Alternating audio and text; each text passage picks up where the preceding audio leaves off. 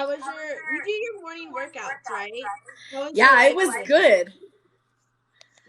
Hang on, I'm just turning up my volume. Good. Yeah, it was a good workout today. It's always interesting who comes and who doesn't. There's always new awesome people to like meet and work out with. There's always some random like weirdos that come on. You just do your best to ignore them. But no, today was good. I mean, one of my favorite things about doing these workouts is when folks come on and say how uplifted they feel, how like they feel much better after being on, whether or not they work out, and how like thank you for making workouts accessible. Like, I mean, you get that kind of feedback, right? And you're just like, Right. freaking, that makes me so happy. What about you? Like, what are some of I know we're waiting for somebody else. What are some of the things for you while we wait that just keep you going when you're making your content? Have honestly, I have no idea. I kind of just do whatever I feel like in the moment, and then if I feel like I need to take a break, I take a break. I would say I like making people happy. I like being Yes. silly. Music itself has always been a way that like has been there for me through like tough times.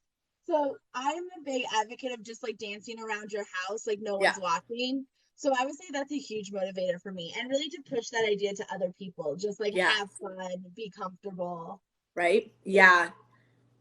Hey, author Alexis, let me see where our person is. There's the cat. Let's see.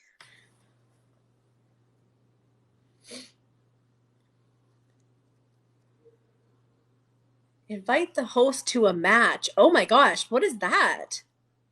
It is one of those things like you send gifts or likes, I think. It's got like two boxes. Two boxing gloves. I want to look it up, but I don't have my phone. I'm gonna look it up on my computer because my computer's right here. Do it. While we get going. And friends on my end of the live, 'cause I know we can't see each other's comments. We're gonna be chatting today about. I'm summarizing it with fatness and fitness. Yeah. What? Oh my God. I was just telling my friend this. I was so mad when I saw your video because I was trying so hard to find a way to like title it. And I Yeah, didn't want to do fat versus exercise because I didn't want to pin the two to like against each other. But yeah. I could not think for the life of me. Like I spent 30 minutes just like, what is another way I could say this? What is another word for verse? And I saw you fat and fitness, and I was like, that's so good. What did you think of that? Well, okay. So to be fair, I am a person who is very good with words, and I do a lot of copywriting in my non-fat fitness life. And I mean, alliteration is so sexy. And so Yes. fatness and fitness, friends, right? Yes. I was like, damn it, that was so clever. All So right. next time you need to like give something a title, just DM me and we'll brainstorm a catchy title. 100%. Hey Alexis. Hey, a little bit of magic. Okay. All right. So, anyways, yeah, I know we're waiting for who else is joining us. Here they come. Perfect. Uh, Morning. oh, I just saw your face. Where did you go? Can you invite in? Let's see. Do Is they know they have Fran? to be live already? Yeah, thought positive. Go live and then invite yourself in. I think that's how the words. Isn't Well, when I went live, you invited me in. there a way to also change it? Like, how did you see that I was live? It just popped up and said like invite you in. The thing is though, it gives me two other spaces to invite, but I want to set it up to where people can pop in too if they want. Lives are hard. I'm not on these a lot to know all of the I usually just go shenanigans. by myself or on a workout if I see someone like I recognize. I'm like, hey, you want to come on? And I just invite them on. But then it's different because then they're just like a little picture. They're not fully sharing the screen with me. Right? I know. I feel like they have. Can I invite you this way? I always feel like for folks that want to come on lives, you got to give the host a good 5-10 minutes to work their shit out. 100%. Bear with me. There's a reason that I use all my gamer tags are the blonde life. Okay, so that positive organizer, you go live by yourself, and then it should notify me that you're live. That's right. That's who's joining us. Oh, I can't wait. We've not talked yet one on one yet. We've only talked in comments and maybe DMs. So yeah. What? And I love their content because a lot of the time they use their PhD in like biology to combat just the stupid fat phobics. Yep. And like the people who are like, oh, it's just as simple as eating less food and like Yep. Yep. It's like so many people that I follow. Same with the jock scientist, Mallory. Like I love her content. Like anyone with a science background that's just like wrong. And let me tell you why, right? And it's also just really interesting the information that is coming out about the like there's what everyone is told and then there's what's science. There's what's really happening biologically, right?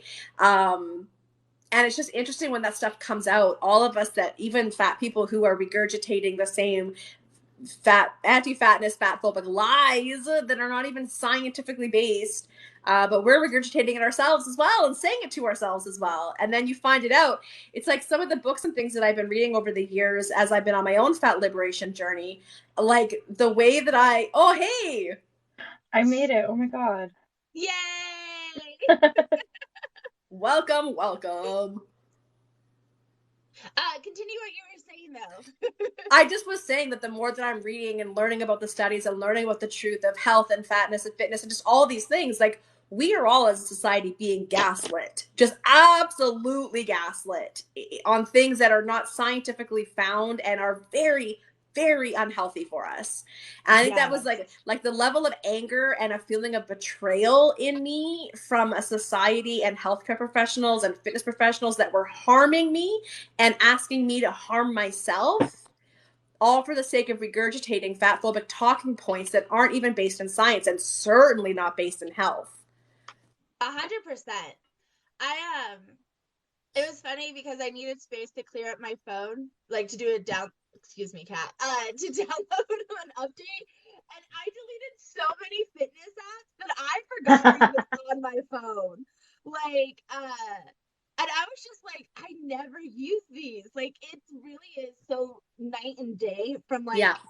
and I think everyone goes through that, right? Like, especially if you're plus size, we've all gone through that need to like lose weight. And then it kind of comes out on this other side of where I'm personally at right now of if I lose weight, great. I know my body. I know when I become more active, when I do burlesque and sports in general, I'll Yeah. start to lose weight. But I don't actively go out there to lose weight. And so like I'll start this live off with a few guidelines. The first thing is if you guys are in the comments, feel free to ask questions, add your comments. I'm definitely going to read them out loud. Feel free to ask any one of us questions you have. There is no room for fat phobia. If there's anyone who's coming in here to start stuff, I will just instantly ban. There is Yeah. no warning.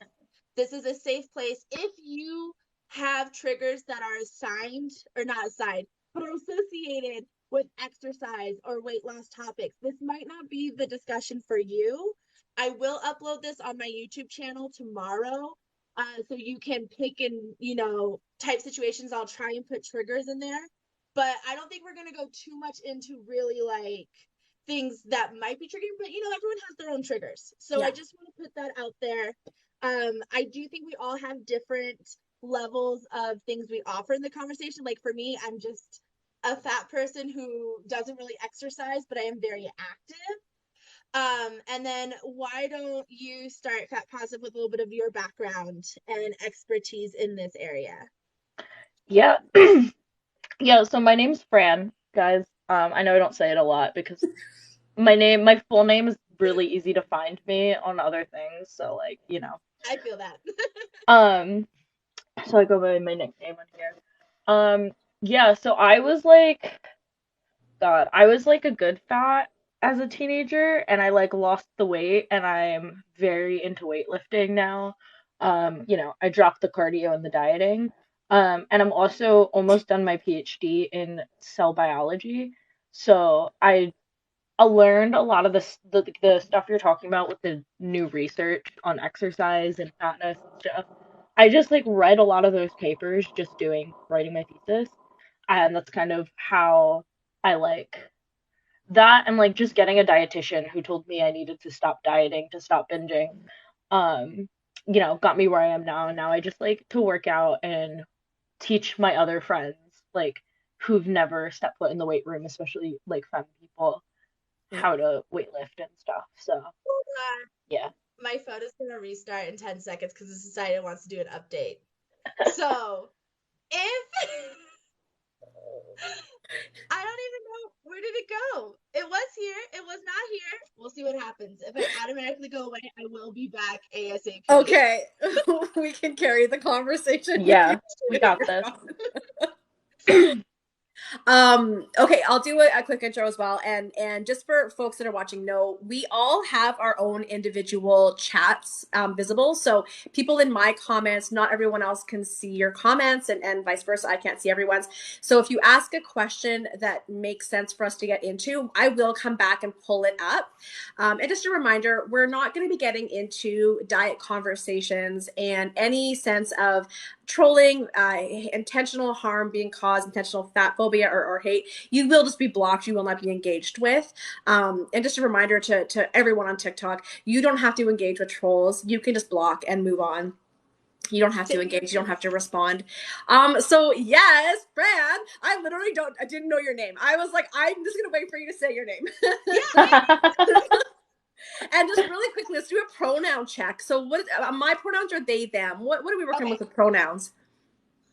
My pronouns are She, she, her. her. And same thing, Fran, she, her? Hmm. Awesome. Okay. I love it. So, friends, hey, I'm Lindsay, aka Fantastical Fatty. And so I'm a person who is a few years now into their fat liberation journey, and I've always loved fitness and exercise and sports and dance, and haven't always necessarily been in a bigger body. I really started putting weight on in my 20s, but started dieting at an early age, thinking I had to be on a diet, which of course caused then 25 plus years of weight cycling. And so now I am in a bigger body. And what really started my journey into fat liberation here was I'm just so sick of dieting and so sick of being obsessed with food and letting these thoughts constantly consume me, and also just being sick of hiding and not living my life and missing opportunities. And so it was a lot of other fat creators on TikTok and Instagram that really helped me find the courage to finally go inward and unpack some of this stuff in me. And a lot of my platform is really about how can I help other fat baddies love their fat bodies. We got to get to neutrality first, right? I get that. But you are allowed to love your fatness, and you're allowed to take up space. And so I just want to help people feel good in their bodies, love their bodies, and take up space. And I do a lot around fitness because that's who I am. I love a lot of fitness stuff. So that's me. I'll say a little bit about myself. My real name is Kimmy. I do plan on going by Kimmy now more than Piggy, but either option works. I chose Piggy originally to like get people to question things. Like so many times people would be like, "Oh, I don't want to call you Piggy. That's so derogatory." Why? Why is it derogatory? Yeah. So that's always been my kind of person. But I grew up playing sports. I played softball since the time I was like 3 years old to the time Yeah. I was 15. I was in commercials and modeling, and I lost that as I started to gain weight.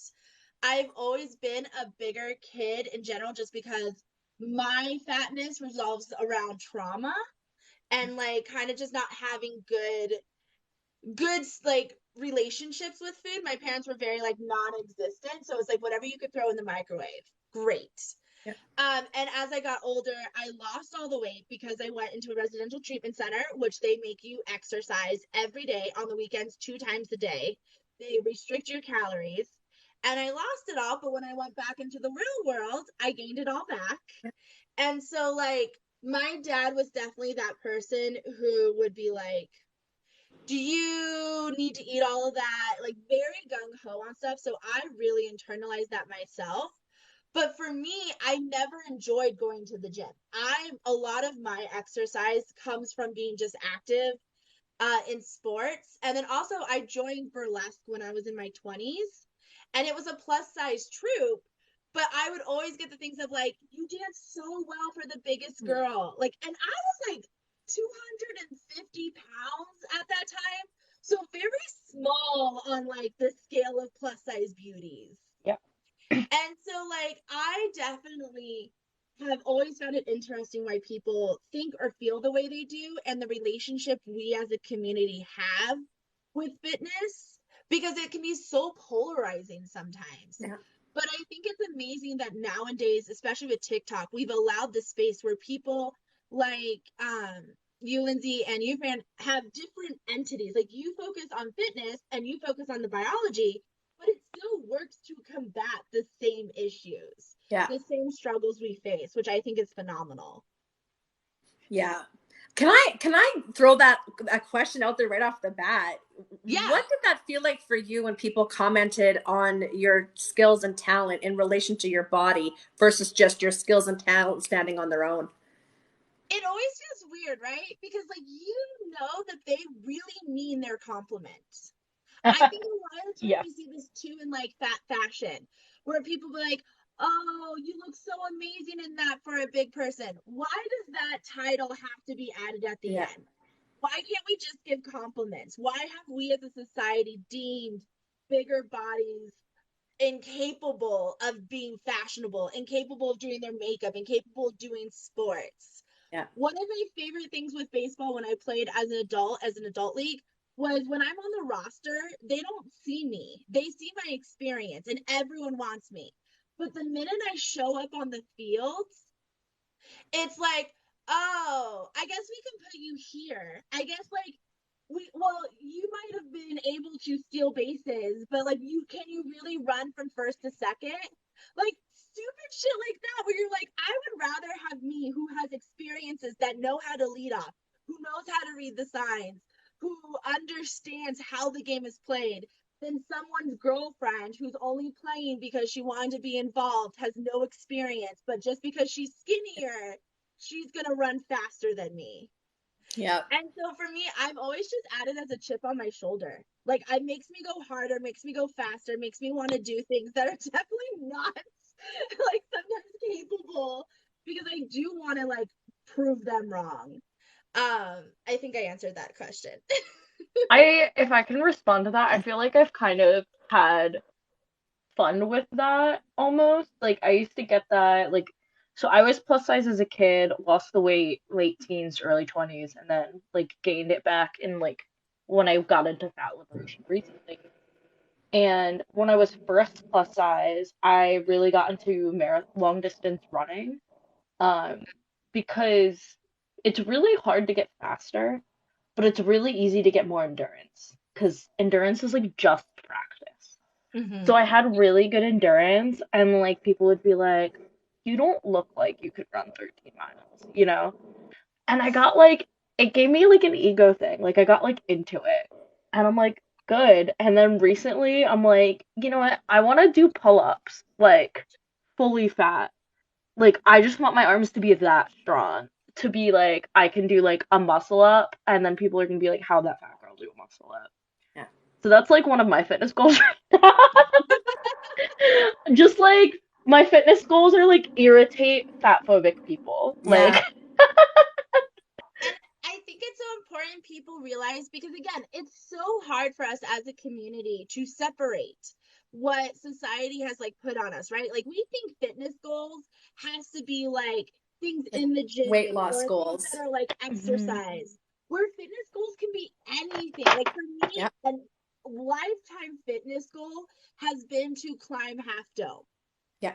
Like it Ooh. is something I grew up going to Yosemite all my life. I love the hike, but I've never done it because it's just something I've never been able to do. And so it's like that to me is a fitness goal. And I think it's so important that people realize fitness goals can be anything. It doesn't have to be hard. It doesn't have to Yeah. be soup like a big goal of losing weight. It can literally just be something of like I want better arm strength. I Yeah. want to do this hike. I want to travel wherever and do like a hike over there.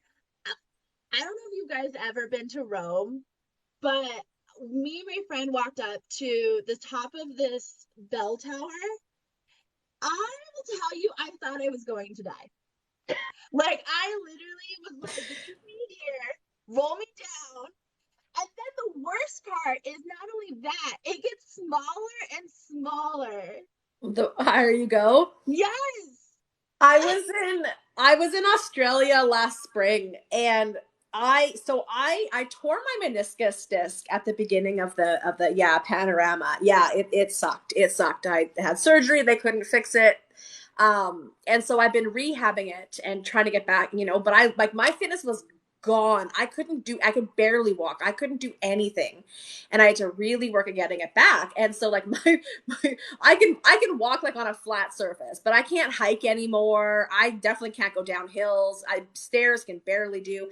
And so I went to Australia and I was like gonna do all these fun things, but I knew my limitations. And it was somewhere in Melbourne, and I forget what it was. I think it was like a war memorial museum type thing. And I wanted to climb to the very top to see the views and to go see the displays and things up there. I couldn't make it. I couldn't get to the top. My fitness had dropped so much, and it was all stairs. And I mean, there's that like moment of shame for just a moment, because I'm like, oh God, I am trying so hard to not have people hear me like yes. like I can't even breathe. And then at a certain point I was like, I don't gotta be a hero here. My knee is hurting. I literally can't see straight. There's no oxygen in like circulating in my brain. I don't know. And so I didn't make it. I went back. And you made that comment. I'm like, Piggy, Kimmy, we could do both. I was gonna Yeah, be like, whatever. Piggy, Kimmy, Pimmy. So, and also I want to say to the whole Piggy Stardust, why do you think I'm fantastical fatty? Exactly. Right? Like, why do I use fat and That fatty? positive organizer. Like, yes. Yeah, Like has to we're be front and normalizing it, center. right? I Alexis started. says that was me in San Francisco. Oh yeah, I did San Francisco too. I didn't have a torn meniscus. I was in better shape back then, but still, those hills, life is too short. That is Yes. not the lifestyle for me. But I, to your point, Kimmy, about like wanting to prove people wrong and wanting to push it, and Fran, you kind of alluded to that as well. And I talk a lot about that in our workouts, because it's like, as a person in a bigger body, we feel like we have to go faster, harder, push to prove ourselves. But for me, that has led to many injuries, including a torn meniscus. I've had many injuries over a lifetime because I pushed myself to try to prove myself. And that's been a big, like, this knee thing.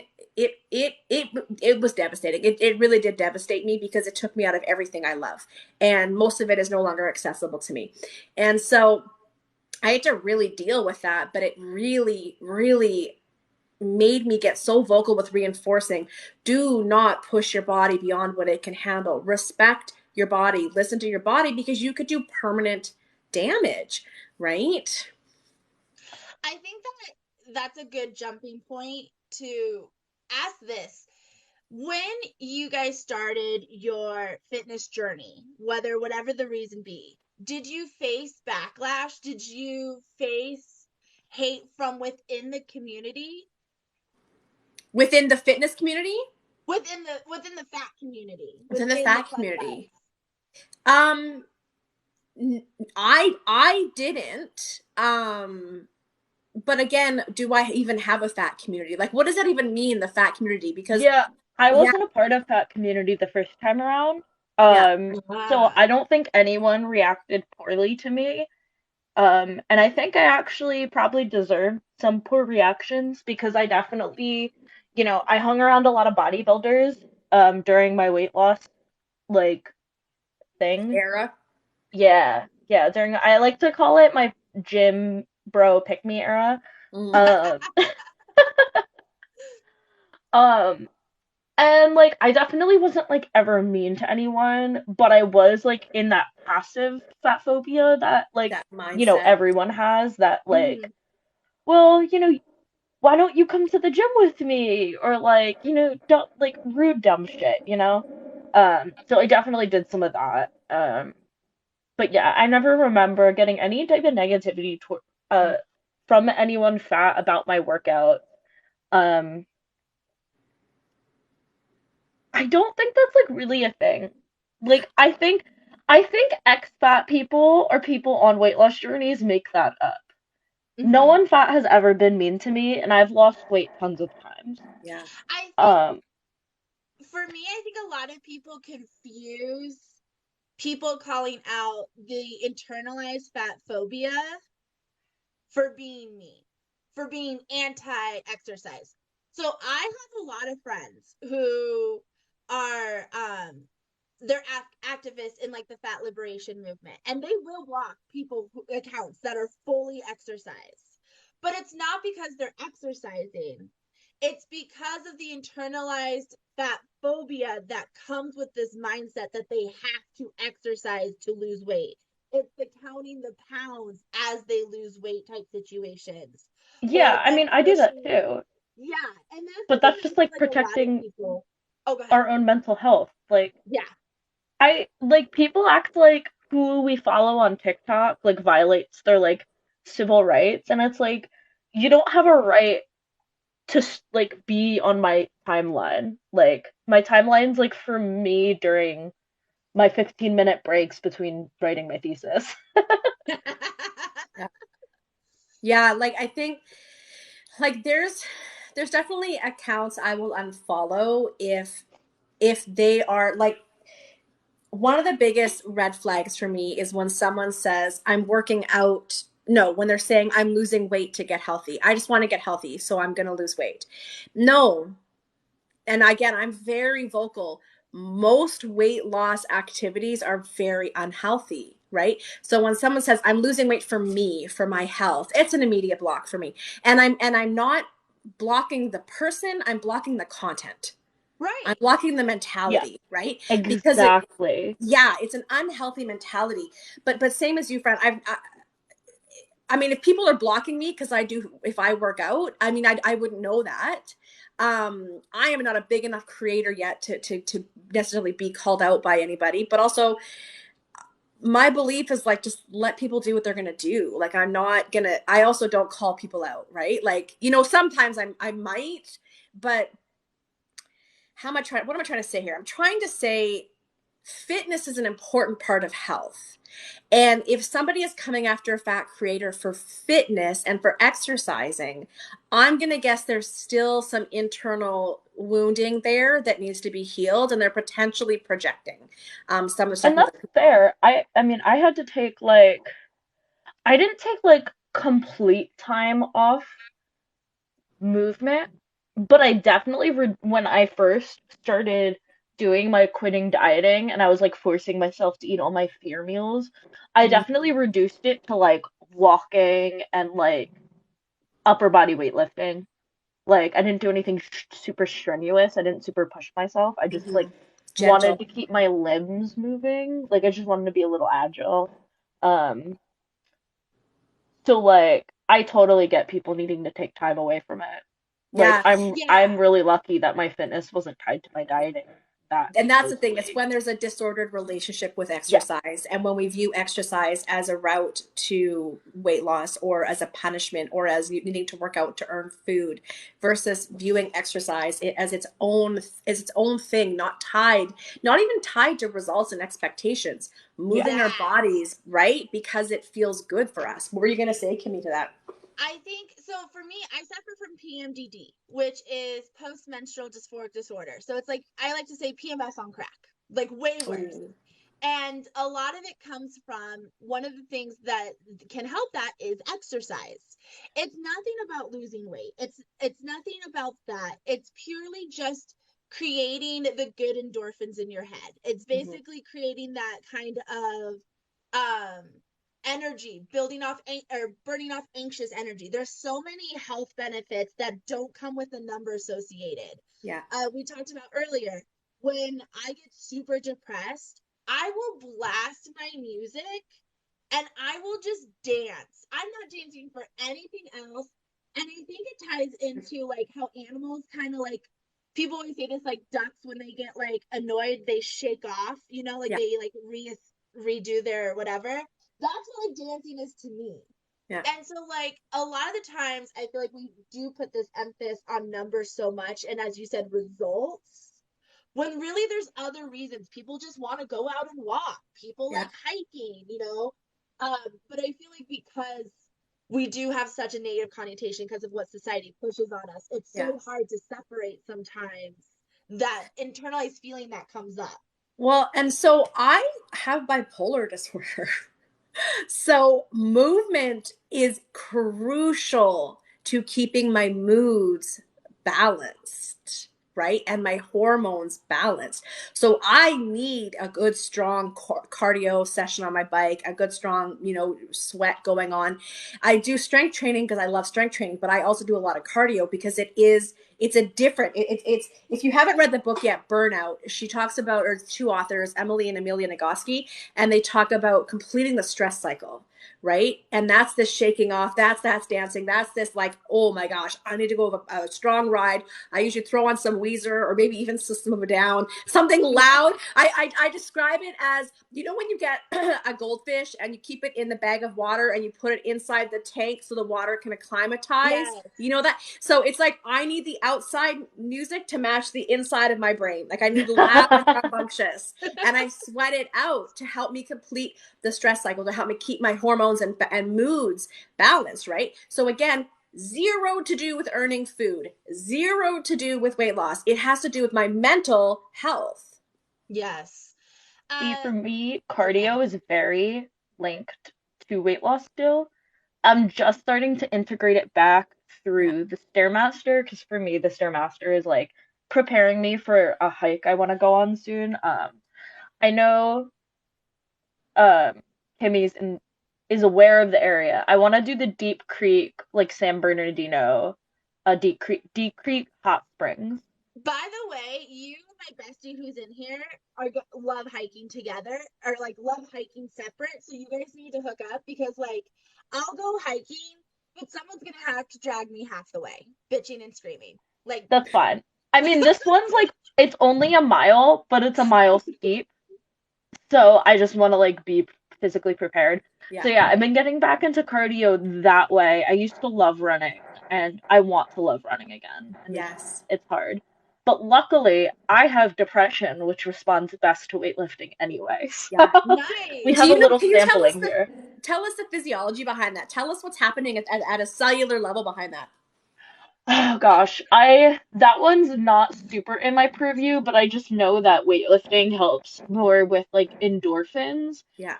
Whereas like cardio helps more with things that have to do with like epinephrine.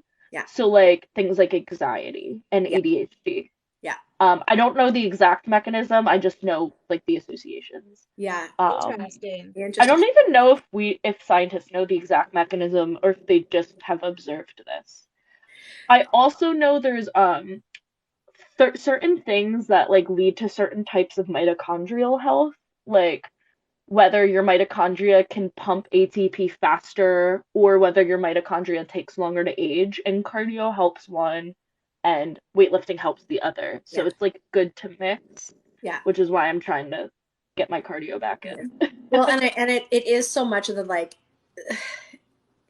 your exercise journey, your food journey. I know we're not talking too much about food today, but all of these things, it is unpacking the trauma or the disordered area, like unpacking where it's not in balance for us and we don't feel good about it.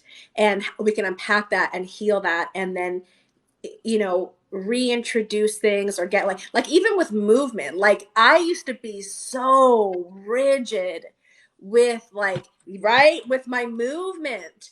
And I I have to do actually back and biceps these days, and then I have to yes, do yeah, legs this and and then this day. Yes. yep, so rigid. And so it was actually, if you don't already follow Big Fit Girl, Louise Green, I'm a part, she does 12-week training No, I'm gonna camps put that. yeah, write that down. And so I do her 12-week training camps. And the two things she said that really, really unlocked for me, which is, and I don't know if she came up with this, but this is where I heard it, which is letting go of all or nothing and going with all or something. Wait, it was Big Fit what? Big Fit Girl, Louise Green. Yeah, she's phenomenal. She also does she started as a trainer, and she's a plus size athlete and trains plus size people and all people. But she also has created what's called the Size Inclusive Training Academy, and so her work is in making fitness spaces and fitness trainers more size inclusive. Oh Which my God. I actually, after I finished my thesis, 7 more pages. you're almost there. I'm so fucking close. I after I defend, I want to get my I don't know if I want to get a personal training certification or go back to group fitness, but I want to get back Well, into you it, can you get know. her. She's got her course. You can get it. It's a I would certification. love to do her Yeah, course. and Okay. it's a part of is it called ACE in the US? Yes. Yes. Yeah, it's So part of it's ACE. Okay, yeah, cool. it's That's what part most gyms accept. yeah, and so it counts as credits towards your education. But yeah, this all or something. So it's not all or nothing, it's all or something. And the way that that has shifted in me, because let's say like I need to pick me up, I want to get a bit of a sweat on, but I only have 15 minutes. Well, I can do 10 minutes on the bike, a couple of squats, and I'm done. And it doesn't have to be, well, I don't have an hour, so I'm not going to do anything. Right. Right. And then go ahead. I have one more point, but Fran, go ahead. No, What were you no, going to no, say? finish, No, and then no, I'll because I'm go. switching gears. I'll hold it. I'll hold it. Go. Okay, I just like I've been feeling this lately. Like that's all. I've been going to the gym so much more often because I've been having that mentality, but I got it from another creator who I forget their name right now, but they're a femme non-binary creator um who does weightlifting, and they are like a world record holder, and they made a TED talk about just adding 2.5 pounds at a time Yeah. and how they became a like world champion by just adding 2.5 pounds at Yeah. a time. And that's just been ringing in my head, and now I'm like, you can do lightweight. You're here, you're moving, it's Yeah. fine. And I've still been getting stronger. Yes. Like I'm not pushing myself to the point where I can't walk the next day, but I'm still getting stronger just as fast. Yeah. What? Well, okay. So now I got to finish my other point, and then I want to talk Sorry. about the other point because that I want to totally talk about that. Oh my gosh. So the other point that I learned from Louise, which is that your muscles don't know if you do 3 sets of squats all at once or do them throughout the day. It all counts. Right. And that's your thing too, is again, letting go of the rigidity. If I only have time for this, I can come back and do more later. Right. So those two things, mentalities are so helpful in helping you reduce your rigidity around exercise. But I want to segue what you just said into another question for the table here. This idea that we just 2.5 pound increases, we just develop, this sort of progressive mentality. I start where I'm at, I progress, and I improve. And there is this sense, to me, that reminds me of this sense of gatekeeping of fitness from people in bigger bodies, that, we're not capable in a bigger body of getting stronger, of getting faster, of going longer. And the way that that's sort of gate kept from us. Two out Thoughts of on three of those things we're statistically better at. say that again. Two out of those three. Oh Oh, wait, what we're, happened? Oh, you're two out back. of Oh, three. you left. Two There out you of go. three of those things we're actually better at because Tell us. Yeah. going longer, like especially for long distance training, you try to adapt your body to fatty oxidation rather than like carbs. Yeah. Uh, and if you have more fat, then you can last longer. And for what was the other thing you said? Stronger, Lasting long. faster, longer. Oh yeah, we can get stronger faster just because like our bodies used to having like our legs are already like stronger than the average person from like carrying Because Yes. our we're weight carrying usually. Yeah. more weight. Yeah. And a lot of fat people have just like really, really strong legs. I've noticed when I've trained people who Yeah. like have never worked out before. Um, yeah. We're stronger. There's a couple videos I made this summer that took off. One of them was about because you talked about hiking, Kimmy. One of them was about how what was it? Something about like telling all my fat besties that I'll keep up. I'll wait for them on a hike, like that it's not a race, right? Yeah. And the way that unlocked in people this idea of somebody waiting for them and it not being a race, a competition. Like the comments on that were just incredible. And then there was that other one, which was if you're hiking at 300 pounds compared to someone hiking at 150 pounds, I want you to understand you are essentially carrying that person on your back. Like it is like you are two people, right? And I don't think people in bigger bodies really appreciate how strong they already are from carrying their weight and how much their cardio is already like stronger than a person who's maybe half their weight but doesn't do any cardio. Yeah. Right. And again, it's something that we have been shamed for instead of us going, I'm already stronger and have pretty good cardio, moving the weight that I have. Yeah. I have a question from the comments, and I'm gonna preface this first by saying we are not doctors yet. We're not doctorates, but Sweet Pea Mama said, my doctor insists I have weight loss surgery because I have an insulin resistance issue. I'm nervous about it. She said the surgery will cure the insulin issue. Thoughts on that, if any?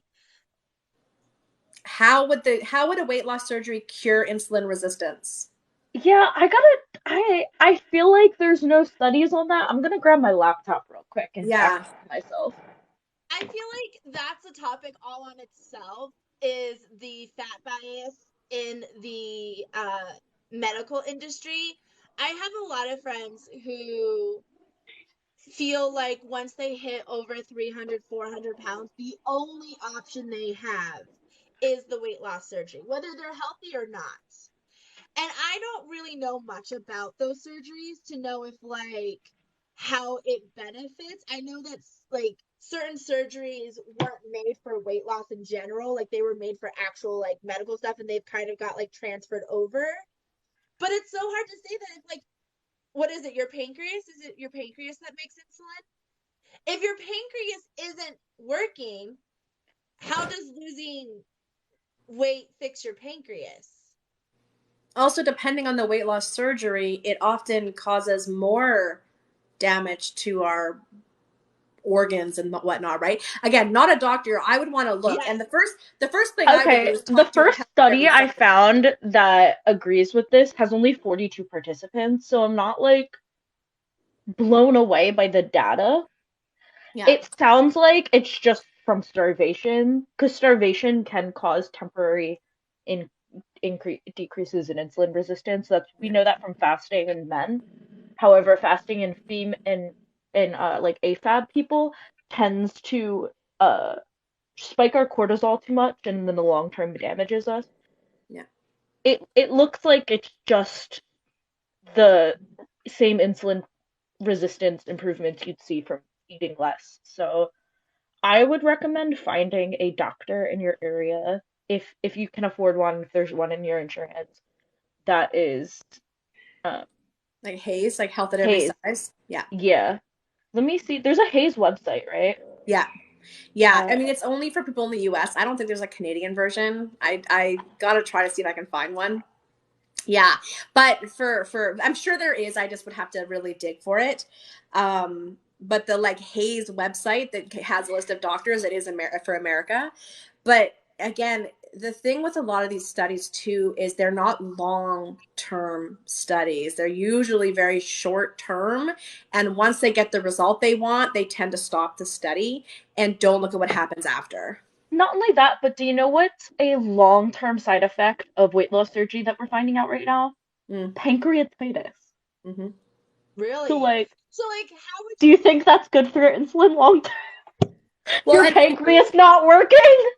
and isn't cortisol, like high cortisol, also related with to diabetes and insulin resistance? Or am I misunderstanding or misremembering It that? it probably contributes. Let me see. cortisol can do like everything. You have to be careful though because it's really concentration dependent. Yeah. So like cortisol at medium to low levels acts as signaling.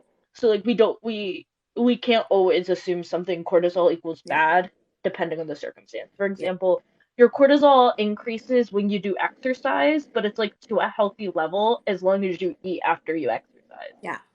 I If you starve yourself after you exercise, it will stay too high too long and you'll get a headache. Yeah. Yeah. so I think it's really important to reiterate for anyone in general, we are not doctors, We're not medical so professionals. don't This is from like take everything we experience. say with a grain of salt. But Yeah, it's so important that we support each other in the fat community with tools of you have every right to ask them questions. How would this fix me? How, How? like, what exactly studies are you using to base your information on? ask them Don't to be chart it. afraid to just take their word for it Yeah. because there are so many examples where there is a fat bias in medicine. And it sucks that we even have to have these conversations where we're doubting him as a doctor who went to school. But because that bias, it means we have to be louder. We have to feel confident in ourselves to advocate for the answers. And if those answers aren't being provided, if they're not making sense, go get a second opinion. Yeah. And it sucks. It's embarrassing to have to question because who's to say that this doctor's not going to be like, are you questioning me? Da, da, da. You never know how someone's going to respond. All you can do is take action to protect yourself and get as much information needed before you Yeah. make decisions like that that will alter your body Yeah. forever. And like Fran said, and have them document it, have them chart it, have Yes. them write it. That you want a track record. If they're giving you bad advice that harms you, you want to have that on paper. Especially if they're really saying it's about insulin. So this is like what rings in my head is my doctors would tell me something was for one thing, and then when I saw it on the script, it would say for obesity, Yeah. right? And sometimes they would literally tell me, I'm using your obesity as a way to get around insurance so you don't have to pay for this. Which, cool, fine, thank you. Ask what your obesity can do for you. That on a But t-shirt. Can we put that on a t-shirt, please? I said that when we got like I got to get COVID, one of the COVID Yeah. boosters early. I was thinking that same thing. We didn't get to use that in Canada. That wasn't a thing. That wasn't a risk factor up here, and so we didn't get to use it. But I remember people in the U.S. being like, "Well, what can your obesity do for you? Like, get that shot early, babes." Yeah. Yeah, so but ask them to chart it because if they chart it and they write they're recommending surgery for obesity and not for insulin, they're being shiesty. Make sure Yeah. they write down for insulin, and if they refuse to, I think that's your answer. Yeah. Well, and I think that, like to Kimmy's point too, the question is always, how will that help? Yeah. Please explain to me how cutting out a part of my intestinal, like gastrointestinal system and losing weight will affect my pancreas. Tell me the positive ways it'll affect my pancreas and the negative ways. And like Fran said, and what are the studies that you're basing that on? Where is the proof that this is actually going to work? And, like I'm about to go in for a consultation to have a breast reduction. And I was talking with Big Fit Girl, and they won't give her one because they want her to be under 200 pounds. Because they say that being on anesthesia is a risk factor if you're fat, right? And again, Then they should just do studies on fat people with anesthesia. it's like, well, because I was like, okay, but why? And it's not necessarily obesity as much as it's inactivity. And if you're not Is active, it? you can develop blood clots. But if you're somebody who's very active, you probably would not develop. So it's the assumption that being in a bigger body means you're inactive, which means you'll get blood clots, right? So do they also do it for thin smokers on birth control? Because This that's is way more likely to give you blood clots. this is what I'm saying, and this is what's so frustrating because it's like I don't smoke, I don't drink, I don't do drugs outside of gummies. Like I don't, I'm very active. My stress is low. Like I sleep a lot. Like I am healthy. There is nothing wrong. but then I'll be denied so much care. But then somebody who is 200 pounds, not 100 pounds lighter, 150 pounds lighter, they smoke, they drink, they don't sleep, they're stressed, like they're like all these things. And it's like, oh, no problem. We got you because you're healthy. You're healthy because you're in a Oh my small God. body. And no hate to people who still drink. I still do No, sometimes. listen, no hate at But all. like what drinking does to your liver compared to what adiposity does to your liver little by little over Yeah. time. There's I don't want to always, hear it ever again to someone that yeah. like I'm clogging my arteries. I'm like, do you know what that wine is doing to you? Yeah. Also, like I the new studies that have just come out that talked about what is the safe amount of alcohol for women to drink? Zero. Zero. Zero. Yeah, it's Like really I didn't realize that alcohol is a carcinogenic and leads to cancer. I didn't know that. it's because it's the poison they can make money off of. Yeah, that Because tobacco, they right? can regulate it because to make anything but wine, to not poison yourself, you need really expensive chemistry equipment. So it's easier to regulate because people don't want to risk poisoning themselves. Yeah. Um, so it's easier to regulate than something that grows very freely and wildly throughout North Yeah. America. Yeah. Yeah.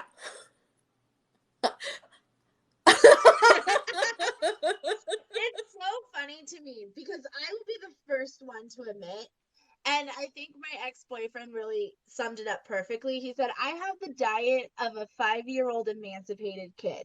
I do. I 100% do. I eat out. If I could, I'd eat out every day. I alter between burgers and chicken nuggets. And I am the worst. But it's always so interesting to me how I do not face the same fat shaming Yeah. that, say, someone who is just 50 pounds heavier than me. Yeah. Because it's like I'm still in this like, oh, you're fat, but you're still in the acceptable fat range. Yeah. And it's crazy to me because like I get my blood work. I mean, I don't go to the doctor all the time. I'm the worst going to the doctor. But it's interesting because I always expect for them to be like, you're gonna die tomorrow, by how society makes you think that like what I do, like all the junk Yeah. food I eat, but then they're like, oh, you just have like very slight high blood pressure. Here, you're good. And I'll be like, are you sure? Because like I'm It's so taught to genetic, know. man. And, well, that's the other thing too, right? And I want to dive into the genetic conversation, but first, I do want to remind folks that we are not a healthist ableist community. If you don't have good health, you are still valid and worthy of Yes. respect and love and access and everything. And if you eat things that are quote unquote unhealthy, or drink or smoke or do drugs, we are not morally judging. It's not making you a morally bad person. Exactly. We're not a healthist ableist community here. That's not what we're talking about. We're just talking about the assumption that somebody who's fat is healthy and somebody who's thin is fat is unhealthy, thin is unhealthy. And we're just talking about those assumptions because the thing is those assumptions hurt thin people as well, because sometimes thin people do not have good health and they are not getting access to care because the doctor assumes they are healthy. It Yes. hurts There everyone. there is a estimated, like I think it's like there under normal weight diabetics, there's estimated to be 10% more than are currently diagnosed Yeah. because doctors won't diagnose underweight people with diabetes. Yeah. I was there. So that's hurting thin people. Yeah, like there was that person made a video about that. She was on a date with a doctor. She's like, "What is the rate of people who are in fat bodies that get diabetes? What is the rate of people in thin bodies that get diabetes?" And the numbers were already close to begin with. But then when you add in undiagnosed, because doctors aren't testing for it, you actually get more thin people with diabetes. And this is another conversation, which is that what is a disease that affects fat people that doesn't affect every single person? Like, Exactly. what is it that we're getting that other people aren't getting? And the fact, oh my Skin gosh, I tags. talk about this so much on the lives, because the fact also that Chub rub. like, is anyone born, the amount of people that are born unhealthy, and let's talk about genetics now, because the amount of people that are born with these diseases, like, it has so much more to do with genetics than we are led to believe. Calming down, thoughts, genetics, go. I Oh my God. Okay, I wanna say this real quick. do it. So in my PhD, I have two projects and they're completely separate. It's super weird. One's on prostate cancer and just trying to find like a new drug target because all the drug targets we have for prostate cancer stuck. And the second one is mitochondrial health in relation to like environmental tobacco smoke. Mm. And that's I study that under both of them under like an epigenetic lens. Um, and there's this one enzyme that's really involved in both projects called catalase. Catalase converts hydrogen peroxide into oxygen in water. And when you have too much hydrogen peroxide in your body doesn't do fatty oxidation very well, and then fat can build up in your liver, which is where most of your fatty oxidation occurs. And fatty oxidation, for those of you who don't know, just means breaking fat up into smaller pieces so your body can consume it more like sugar. And that's like what burning fat essentially is.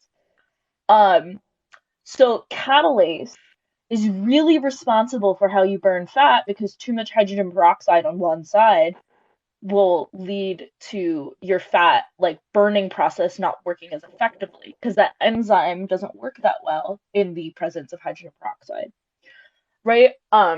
It's just kind of like how cancer likes acidity, like fat burning doesn't like hydrogen peroxide for some reason. Um, so if people with a mutation in catalase are more likely to gain weight faster because they're not able to process fats as well, they're also more likely to get diabetes because hydrogen peroxide is also really bad for your pancreas. Mm. So it's an anecdote of one of those things it's 100% genetic. Like we even know of like five or six mutations that people tend to have in the population. 100% genetic causes a deficiency in one enzyme that's like about hydrogen peroxide and oxygen, and that causes you to have predispose you to both diabetes and accumulation of adiposity. Mhm. So like it's not that being fat causes diabetes, it's the same thing just causes both. Yeah. And that's not all Interesting. diabetics, but it Yeah. just predisposes people to type 2. So that's my favorite genetic fatness story. I You love guys. it. I so I'm adopted. I don't know my genetics at all. And I love when I go into the doctor and they give you the paperwork of like, do your family have here's 10,000 things does your family have type questions. I just put adopted. So there's a part of me that never wants to know my genetics because then I would actually have to fill it out. But I do find it really interesting that there was a recent TikTok I saw where it said even just being fat can be genetic. Like Yes. people who tend to gain more weight can be so, like they struggle more with losing weight because it's just part of the genetics, which I found so interesting. Have you guys ever gotten an ancestry DNA? No, I want to. I downloaded my data and I uploaded it to other servers and I have a bunch of obesity genes. Like I'm so surprised my ass got as small as I did when I did. It's all because of all the Yeah. caffeine and pre-workout. Like that's the only way it was possible. Not healthy at all. It like yeah, genetics and fatness, genetics and disease, genetics and all these things, they play like I don't know, I gotta guess the pie chart of like things that cause different things in our body. Genetics has got to be a giant piece of that pie chart. Also, Like, like so many antidepressants cause weight gain. yeah, And Yeah. like so many I medication. would much rather be fat than suicidal. Yeah, I Let don't know about me tell y'all, you but how much. Like, so I know so many people who were in the same residential treatment center I was who were super thin. And again, I had plus size issues before that, but they gained so much weight that they can never get off. They've tried everything under the moon and they cannot because of the antidepressants. yeah, And it's something no one really talks about, which is crazy to me. And it's like, yet we still stigmatize being fat. Like, oh, you gained weight. I'm sorry. Like, what else would you want me to do? Same with oh like dude, physical. I knew this Go. girl in it was a friend of a friend in college, um, who was like severely anorexic, like very, just had every symptom. Her roommates and her parents all had like a intervention. she got on antidepressants and she hated how they made her like feel hunger again and got off them because she was afraid of gaining weight. Yeah. And it's like this girl continued to writhe in her anxiety and her depression just so she wouldn't have to eat because she didn't like how they made her hungry. And I'm just like, that is insane. That is It's the depths of our anti-fatness. Yep. Yep. And like, It's I mean, crazy. I've done it too, right? Like, Right. I think I the thing totally is like back when like do you guys I don't know everyone's ages here, but like in the like early aughts when like what was it like not what was it? It was like ephedrine. Like no. you guys might be a bit too young. That was a thing. It was like a weight loss pill, Not Fen and Fen? I think Fem was like one of the like brands or kinds, but Oh, okay. it was No, like ephedrine. ephedrine was before Fen Fen. Yeah, right. Yes. And like, oh yeah, like I It's lost half weight. of Fen Fen. I lost weight fast, like fast. I had no appetite, right? Like shit was going on in my body. But when I tell you, yeah, it was bad in Canada. Like my heart was just like this all the time. Like it was what speed? I don't know. So, and I remember my mouth was so dry. I was eating gum all the time because my mouth was so dry. My breath was so bad. And like, what are we doing? Yeah. so I never took any pills to lose weight, but I did make a power presentation that my dad to my dad to send me to fat camp. And because this was at the time where I think MTV did like a reality show of one season of Fat Camp, and I was like, I want to go. I got kicked out of Fat Camp because I tried to start a revolution because I was really upset with how the skinny counselors were treating people, and they basically called my dad and said she can't stay here anymore. So That is the best pro fat villain origin story I've Yep. ever heard in my life. Now we need to make a movie about you. This needs to be Like, a thing. A little docu I series. wanted to go so badly. Like I was so here for the sports and the games and meeting other fat people. But then like the way the counselors would treat people, I was like, you can't treat us like that. And they're like, no, that's not. Yep. And I was just like, no, like I low key wanted to go to fat camp because like I wanted to be like in a place where when I played, I was like middle to higher level of fitness.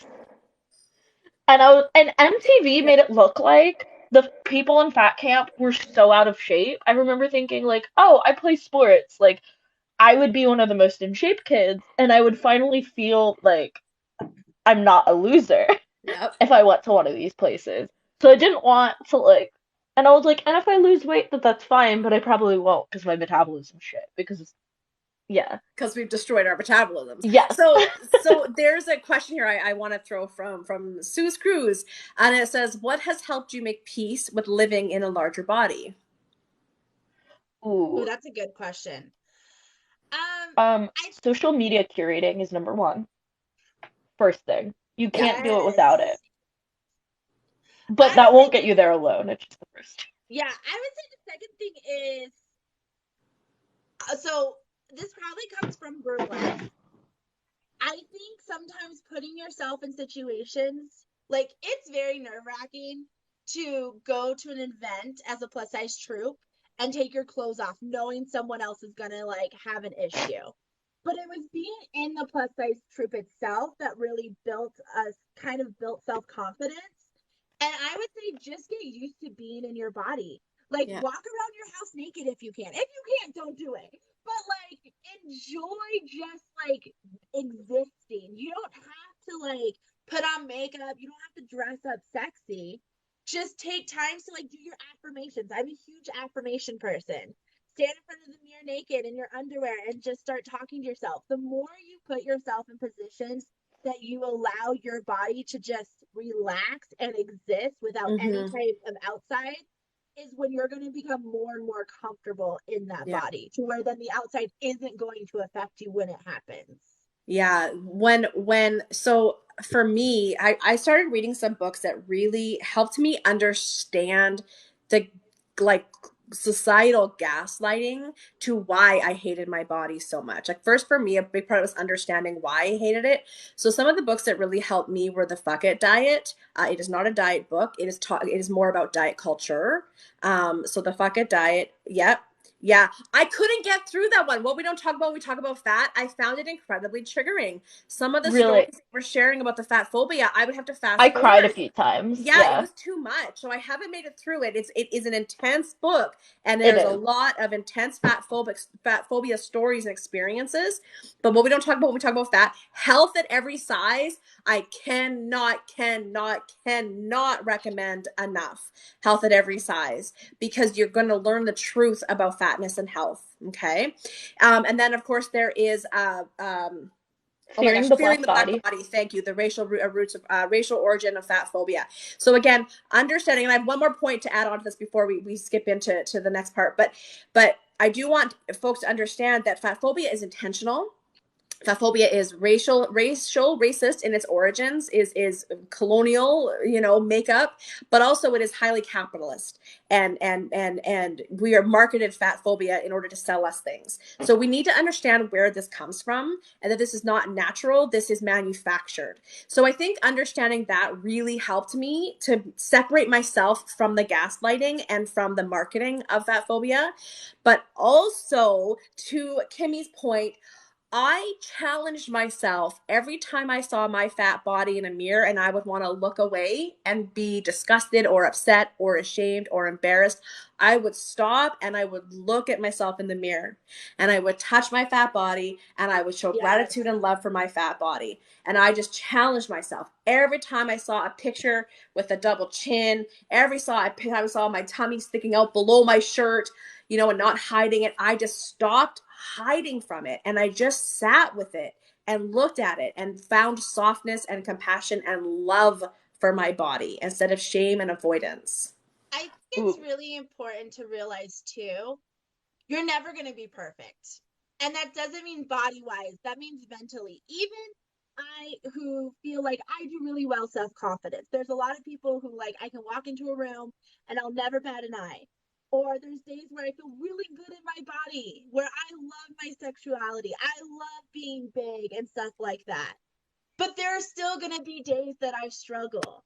And I think sometimes we have this idea that, Yeah. like, people who love themselves, or people who are a part of the fat community that are vocal about self-love and, like, accepting our bodies, we put them on this pedestal that they'll never have an off day. It's so valid to have an off day. Your brain is so good at lying to you, Yeah. especially if you are someone who struggles with mental illness, in general, whatever it might be. Your brain is so good to lie and make you feel otherwise, especially if you have a womb and you have your period. You know, Yeah. I can't tell you how many times when that period comes around that I'm like, I hate myself. When And I I have do bad so. body image issues, I look at my period tracker. I'm like, yep, there Yes. literally. it is. I know, Fran, you wanted to say something, so I'm going to save this. But talking about like fatness and sexuality, I have to show you some art that I just bought from a creator. But Fran, what were you going to say? Oh, I was gonna say, I know early in my journey, when I first gave up dieting and I was gaining weight pretty rapidly, I didn't feel in touch with my body. Like I felt like I was wearing something almost. And what really helped me during that time, because touching my body probably would have been too triggering, is instead of to try to get in between looking away and like looking at my body, Yeah. I would dance. And that gives Yes. you endorphins, and it literally classically conditions you to your brain to release endorphins when you look in the mirror. And it works. Like it literally over time you just start liking looking at yourself if you dance every time you catch yourself in the mirror. Yeah. I like swear to God it works. Yeah. And or just if you don't like dancing, do something else that stimulates dopamine, whatever that is for you. Yeah. Whether it's a perfume you like, maybe picking up your pet, like there's Smiling. lots of things. Yeah, Yes. smiling. Smiling. Can you Yeah. smile? Right? Because we know that releases whatever. Is it dopamine that it releases? Like, smile. Yeah, But Yeah. I'm and the not, other and thing, by the way, I'm not telling women to smile, but you know no, what I mean? Like, can we smile? And because that releases stuff, right? yeah, And I was going to say to what you just said too, this was really interesting. I read this a while ago, and it talked about how strength training improves body image. And it's because we begin to focus on strength and what our body can do versus what it looks like. So it literally changes the way we view and perceive our body when we strength train, even if our body physically doesn't change. Yeah. Yeah, and I also want to add on like fatness being a racial issue. I try not to talk about it too much because like I'm a white femme. Um, but I try to like always recommend the book Body is Not an Apology. Yeah. It also comes with a workbook. It is incredible. It is more advanced, like more 203 fat positivity. So I would definitely like do maintenance phase, which I see more as like a 102 Yeah. first. But I want to add that to the book list Yeah. of things The to body is not recommend. an apology is so important. And so that's Sonia Renee Taylor, and she covers more than just fatness, right? Yeah, She covers race, she covers disability. disability, yeah, like gender, like more than just fatness. Same with more than a body. Also, it talks about how we hit an age where we notice that we're being observed. And so we start to exist for the observation of others, right? Yeah, and how we can start to look past ourselves as a I can't the line that I'm thinking of is like basically moving from viewing your body as an ornament to an instrument. But is that more than a body, or the body's not an apology? I think that's in at least a part of what you're saying is embodied not an apology, but I don't Yeah, think the full thing is. yeah. But Um, how to use it as a but can I show you? So okay, yes, yeah, yes, you because can. this is okay. So for me and my personal journey into queerness, into non-binariness, into coming out as a fat person, not a thin person trapped in a fat person's body that I just have to work out. You know what I mean? So like Wait, no, I love that you say that that's like a coming out because it kind of is. Like, I yeah. feel like that was a more intense decision for me than like realizing I was bisexual. Yes, coming out as fat was way harder. Well, actually, coming out as queer was easy because I just didn't know I was queer. And then I was like, oh no, Not everyone it's looks at femmes like this. What? right. But yes, but coming out as fat was a big deal. But what that has, whoops, oh hang on. There's a question there from Maury Jess. I'll get there in just a second.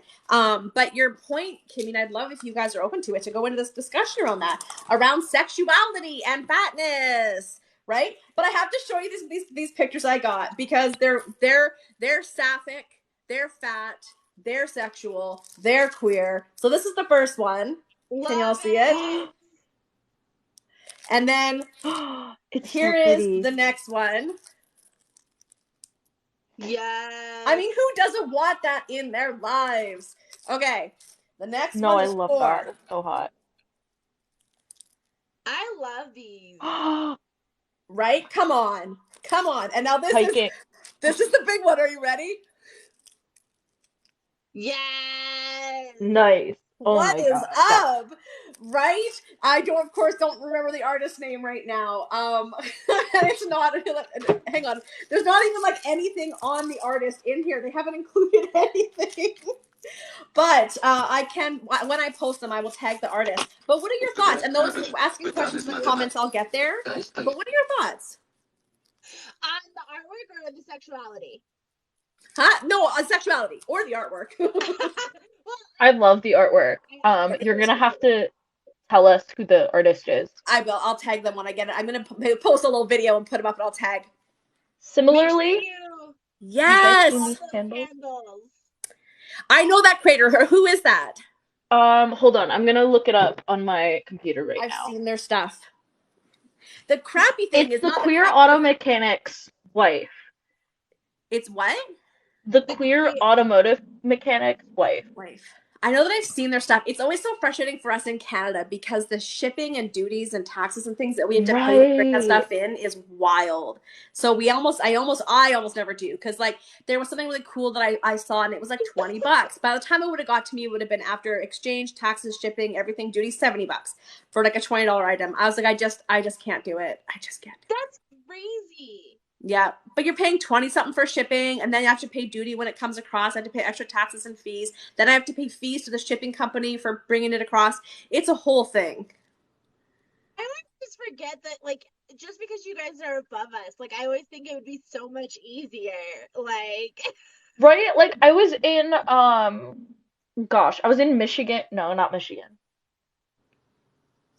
The place with GM and all like the car stuff where Detroit, it's like yes, I was in Detroit and I was like just like looking at Canada. I was like, "Hi Canada." we're like right there. We're right across the Yeah. water. Yeah, we're like right there. Yep, that's when yep. you start to make plans to go into the forest at like a marked tree and just drop it off there, and then like you pick it up.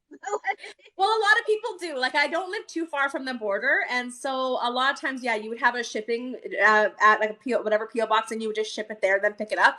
But things have gotten more complicated over the years, especially with the panorama. So, but I mean, yeah, people still do just drive across, or sometimes I'll just park and walk across. Because then you get through faster because they aren't in the card lineups and you just Right. walk through. It's very common when you're close to a border, you just go back and forth. But yeah, let's hear about. I know, Fran, you're looking at that artist, so we'll give you some time. But like, if you guys want to talk about like, this is a big thing, for people in bigger bodies and their, sexuality, gender, sex, period. Like, Yeah, I know that. That's honestly, I'm such a big advocate of burlesque in general. Whether it be like something I've wanted to do, but I've kind of held off on it, is like burlesque workouts, like just dance routines to put on mm-hmm. YouTube that other people can do in their own time. Because I do think being fluid with your movements, especially in like burlesque, is the art of the tease. That is what the whole thing is. It's all about really like taking off your gloves, right? You would think taking off your gloves doesn't have to be sexual, but it can be very sexual depending on how you do it. And I think like understanding bits and pieces of that, getting comfortable with stuff like that, really just makes people as themselves just feel way more sexual, very more in tune with their sexuality.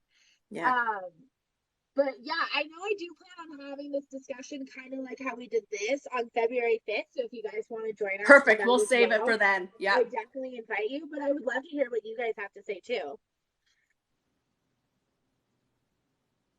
Yeah, sorry. I just found it. It's C I don't know how I can turn my camera around, but if I can't, like it's C O Loving it. N.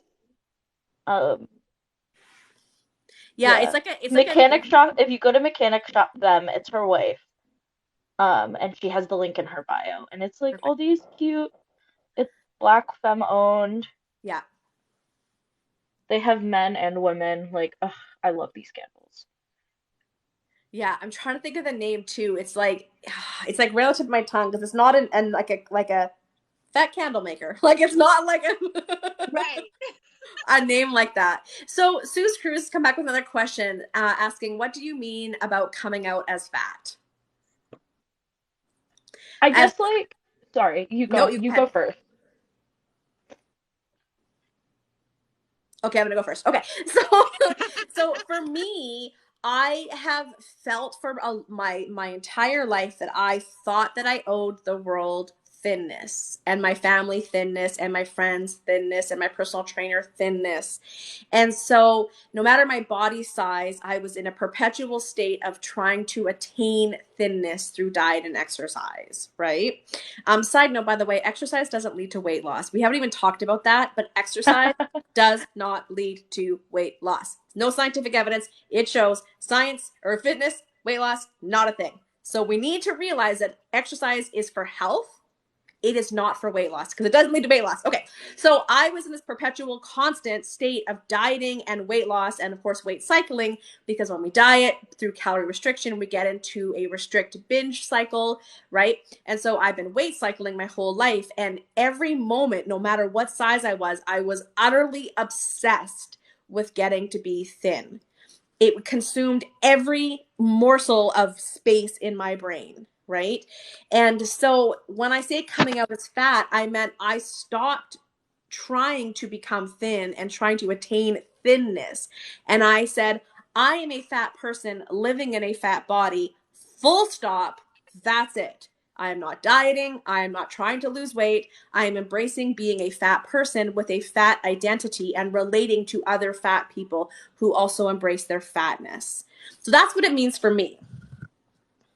Yeah, I similarly, I think you said this earlier. There is this like feeling all my life that I was like a thin person trapped in like a fat person's body.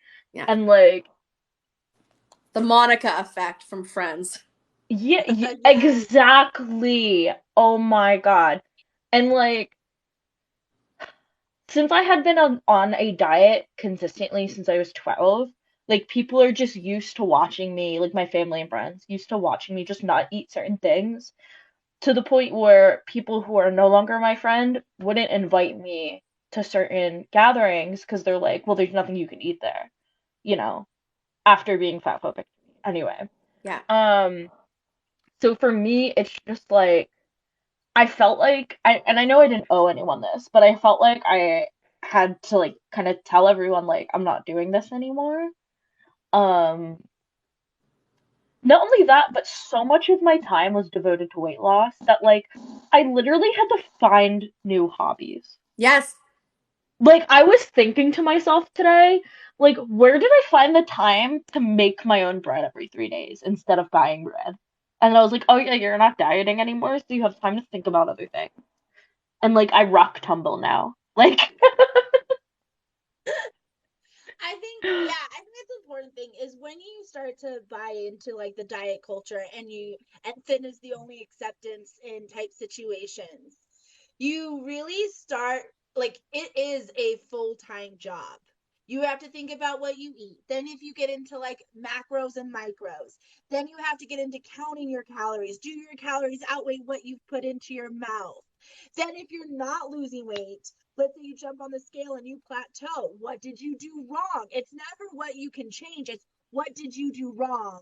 Where did you make the decision that caused you to plateau? Not the fact that your body might just plateau Like for whatever plateauing is your reason. body being like, bitch, I'm done. Stop. But Stop yeah, starving me. it's so many things. And so like we talked about how I eat crap.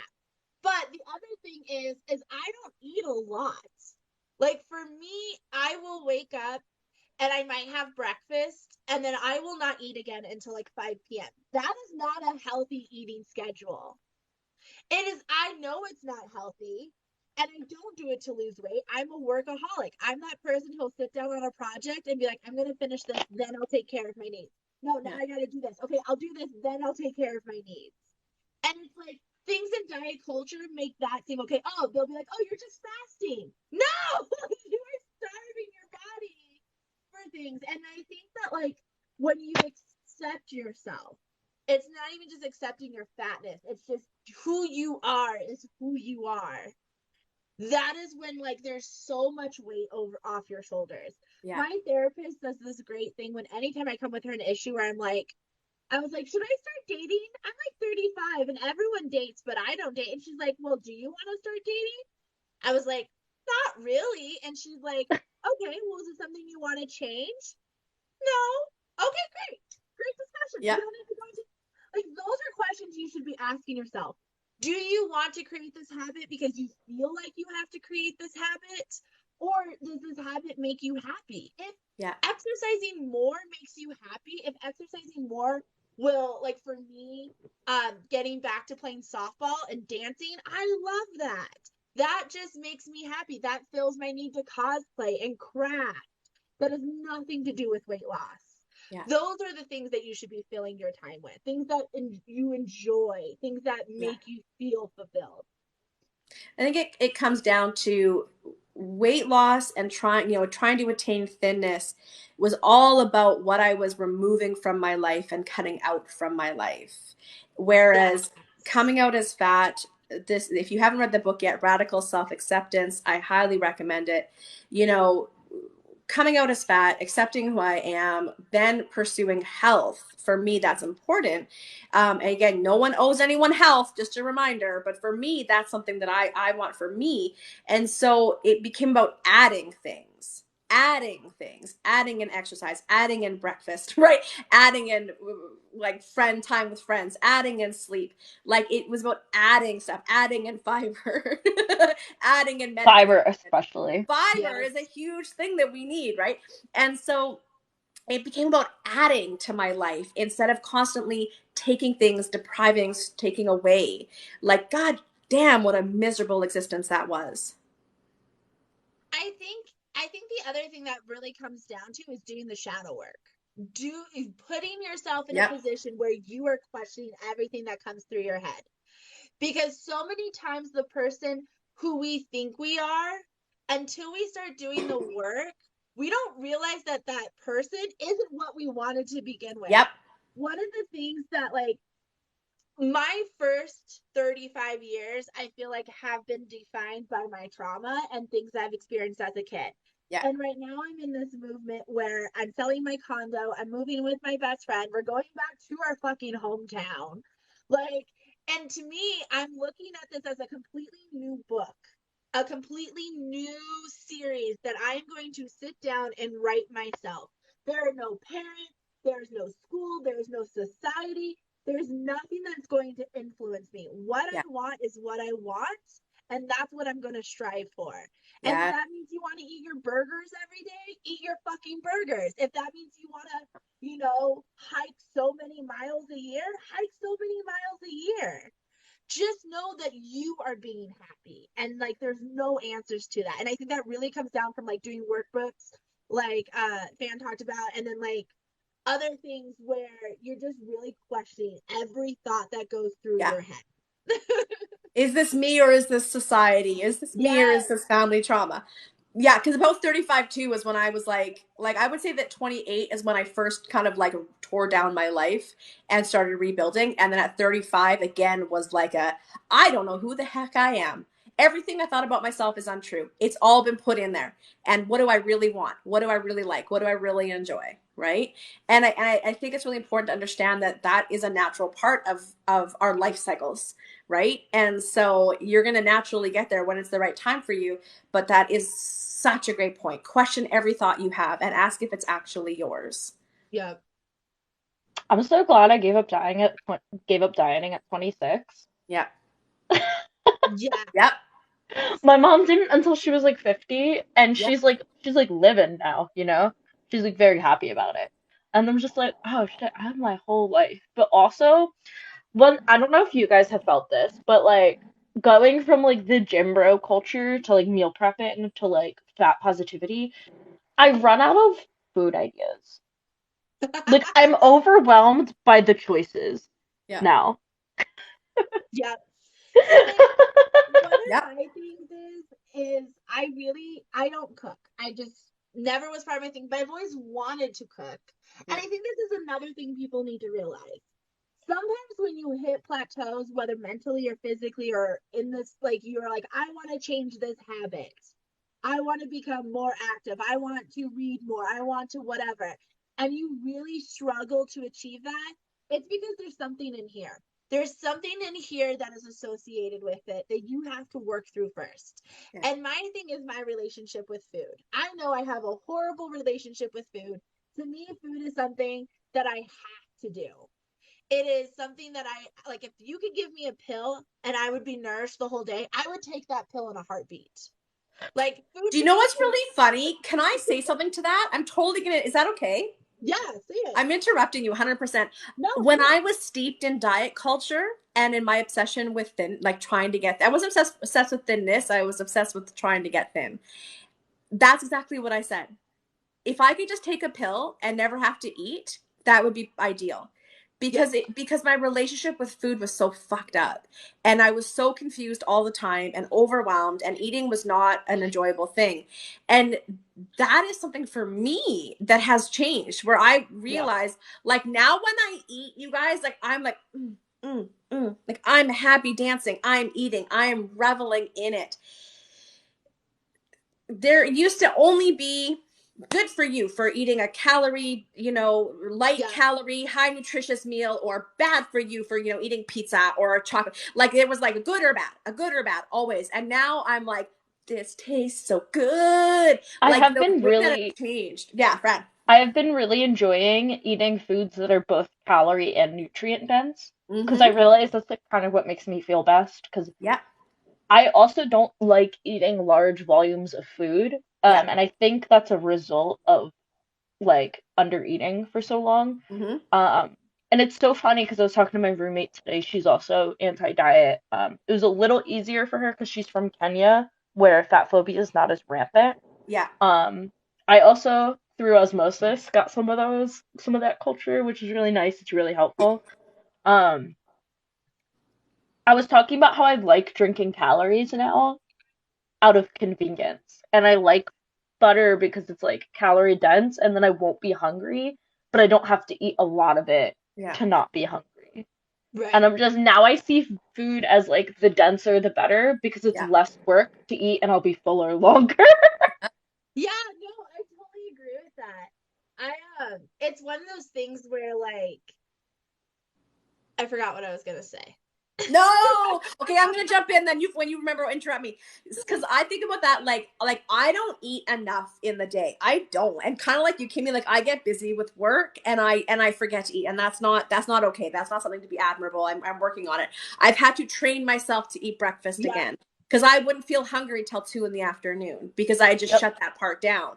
And so now I get really excited when I get up and I want to eat. That's exciting for me, right?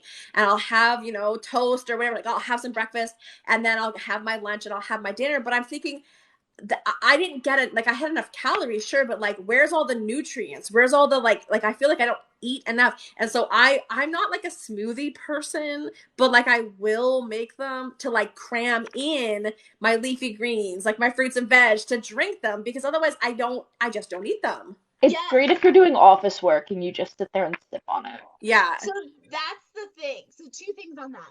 I hate vegetables. I was not raised with vegetables. I cannot stand them. I can eat like starchy vegetables, which is fine, like potatoes and corn, like that. But Do you like anything that's tomatoes? leafy, huh? Tomato sauce is a vegetable and it has a fuck ton of micronutrients. Well, now I Tomato just want to sauce eat on your pasta pasta. counts. You Yes, don't like eat more pasta is what I'm hearing. But yeah, so like I used to be like, oh, I'll make smoothie shakes and I'll put like kale in the smoothie so I can make sure I'm getting my vitamins. And I remember thinking this was the smartest idea. And then someone who was a nutritionist said, no, you can't drink your calories. You'll be more hungry during the day. And it's that's one of so those not things, true. right? It's one of those things of like, who cares? A If you also, a make your choices. carbohydrate is a carbohydrate regardless of the form it's in. yeah, It's all gonna turn to liquid in your low pH stomach anyway. So yeah. like Exactly. It's the That's like smartest thing. I remember it the was like only time drinking your calories is truly unproductive is if you're straight up is if you're is simply because in the United States, this might not be applicable to Canada actually, our use of high fructose corn syrup is really bad. And our bodies aren't really meant to have that much fructose at once. We're meant to have fructose in conjunction with sucrose because yeah, most fruit have both. yeah, Corn just has mostly fructose.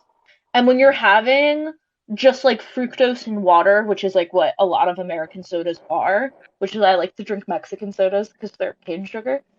Um, that is like it's like that type of sugar, your insulin response. If you constantly have fructose, your insulin response kind of goes out of whack because your body doesn't like that concentration of that sugar. It likes a little bit of both. yeah.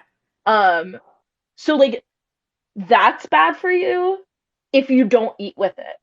You gotta have fat. You gotta have fiber. You You gotta gotta have have protein. especially fiber. But Yeah, if you're having before. like sugar water and a fiber meal and with a little bit of fat and a little bit of carbohydrates, like it's fine. It's just when you have it on an empty stomach, it's not Yeah. very good for you. And that's something that I try to remember too. Like it's like, okay, for me again, because I don't like when if I have too much sugar, I can feel it. I It lose gives my focus. it gets it in your head Yeah. and you Like get like this fuzziness almost. Yeah, like I lose a focus. Like I can feel Yeah. that I'm having a hard time focusing, and I feel, and I can feel like sometimes my ears kind of will ring kind of funny. Like I can feel it. And so like, okay, I want to have this. So what can I, again, this is for me self-care. So I'm going to have like some sort of fiber-based food beforehand that's got some protein, some fat, some fiber, and then I can have this and it's going to affect me less because it's going to slow down the way that my body processes the sugar, right? But to your point too, this is why like having an apple is like people, and this is such a diet culture thing where they're like having fruit is as bad as having chocolate. Well, first of all, no, it's not, Not coming because from Yeah, chocolate. I think I gave myself a fructose intolerance from not eating fruit for 3 years from my dieting. Really? Yeah, because it was after because I went, when I moved to California, I went to this place called the Camp, and it's a extraordinarily low carb diet. And then if you're not making weight, they put you on an even lower carb diet called Tilapicus. Trigger warning, major dieting. Where I had nothing but egg whites, tilapia, and asparagus. And once I started eating again after, all fruit would go right through me. yeah.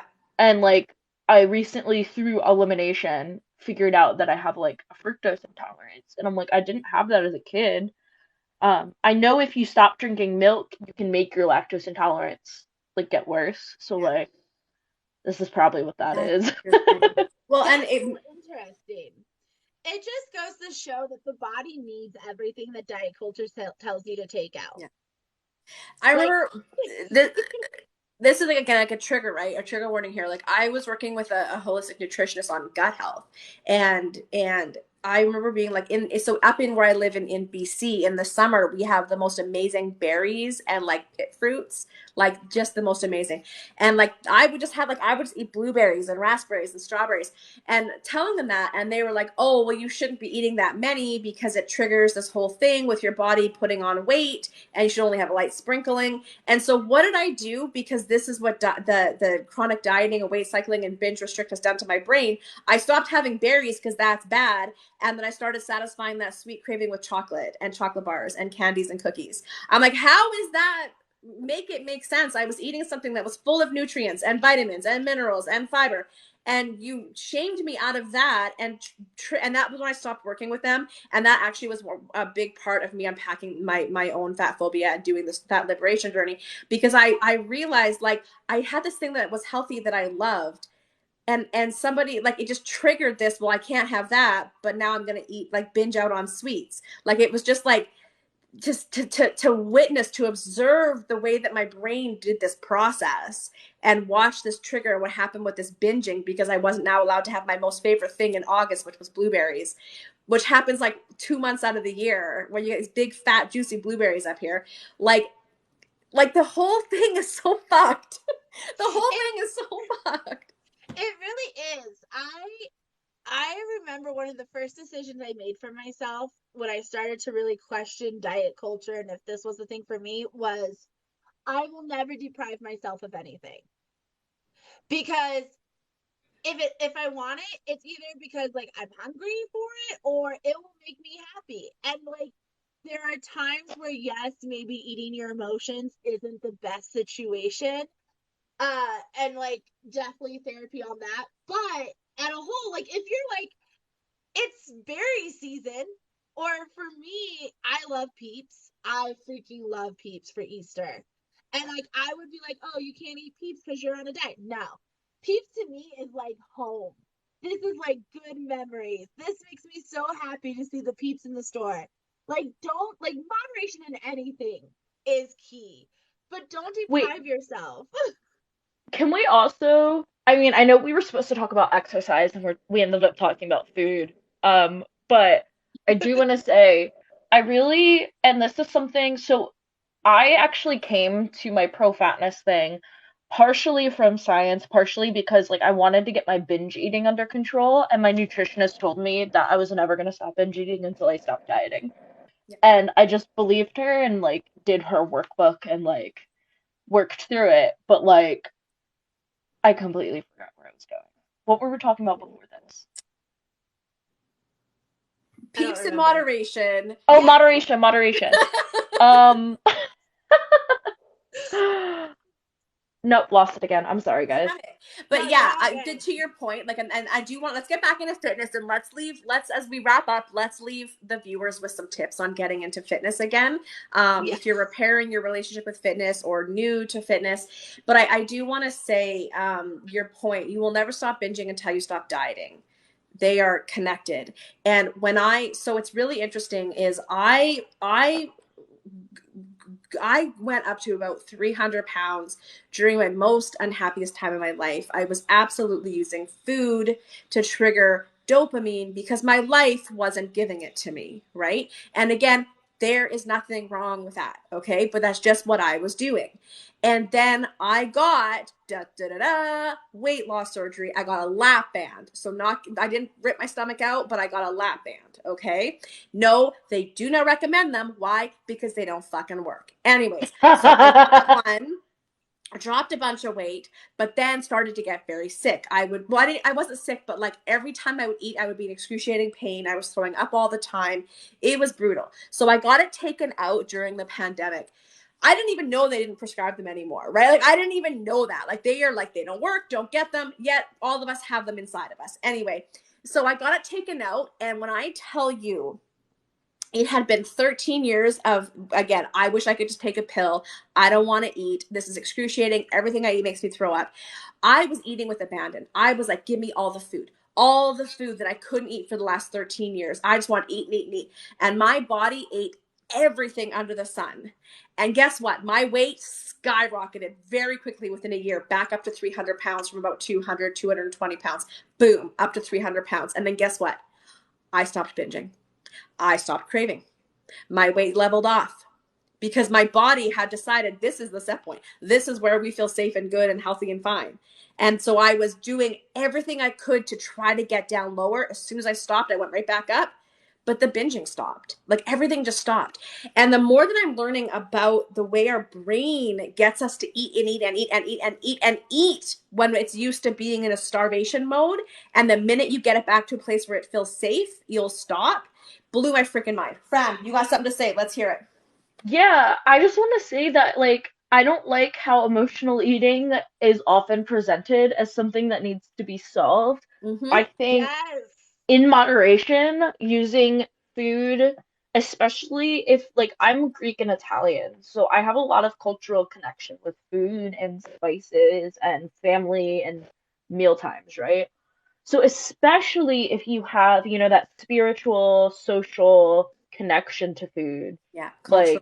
like I think it's okay to use that as comfort. Like Yeah. me having my favorite Greek dish when I'm sad makes me happy. Yeah. Like, Right. but yeah, like you said, if it's to the point where you're feeling uncomfortable and that's something you decide you want to change, of course, like find other ways to outlet your emotions. But I Yeah. don't think food is a bad emotional regulation tool as long as you're using it with other tools. Yeah. Exactly. Oh, Oh, I was gonna say, just jumping off that, I think it's so important in general. Not everyone is gonna have the same coping tools, whether it comes to exercise, food, any life issues. And I'm sure we've all seen these trends going around with like the sound that's like, that's not a coping tool. yeah. They're all coping tools. If Yeah. they You should work have a for you, lot. Yes. yeah.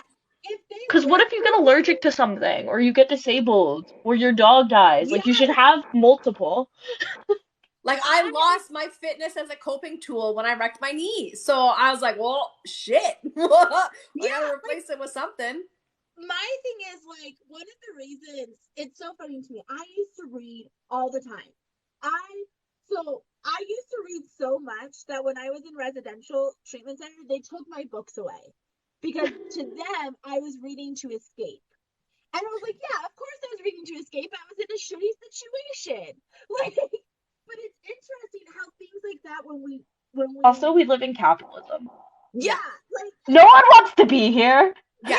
We're all looking for ways to cope. Like, right. And so, like, the thing is, like, there's always going to be someone who tells you your coping mechanism is wrong or it doesn't work or it's doing something. So ask yourself the question, does it make me happy? Does it work? Like, if it's working for you, screw yeah. anyone else.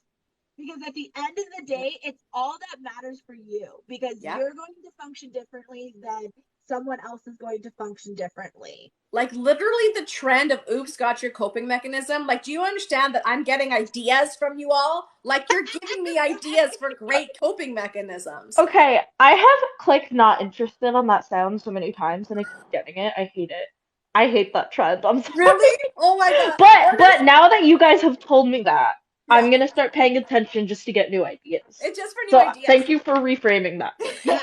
I was at this really interesting little sort of like 1 day retreat thing, and I still actually don't know what it was about. But anyways, one of the things that the person said was that when we are babies and we are crying and we are hungry and we are nurtured with food, like to act like food doesn't nurture us and make us feel loved and safe, we are literally born with that. That is a part of what makes us feel safe and loved and cared for. Yes. And to now deny that is so fucking messed If up. we weren't meant to enjoy food, they wouldn't stimulate Yeah, those receptors in our brain. yeah, Exactly. yeah.